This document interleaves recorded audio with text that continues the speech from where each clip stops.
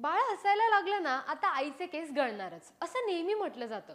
पण असं का होतं? प्रेग्नन्सी नंतर खूप केस गळतात. हा त्रास जवळपास प्रत्येक महिलेला होतो. यामुळे कॉन्फिडन्स तर कमी होतोच, याशिवाय स्ट्रेस लेवल सुद्धा वाढते. अचानक हेअरफॉल का वाढतो यावर काही उपाय आहेत का ते या व्हिडिओमध्ये पाहू. एक्सपर्ट्सच्या मते बाळ झाल्यानंतर आईचं पूर्ण लक्ष बाळाकडे असतं, त्यामुळे स्वतःकडे दुर्लक्ष होतं. गरोदरपणात जसं आहाराकडे विशेष लक्ष दिलं जातं तसं नंतर दिलं जात नाही. त्यात स्तनपानही सुरू असतं. आईच्या पोषणातला बहुतांश भाग बाळाकडे जातो. शरीरात पोषण मूल्यांची कमतरता निर्माण होते.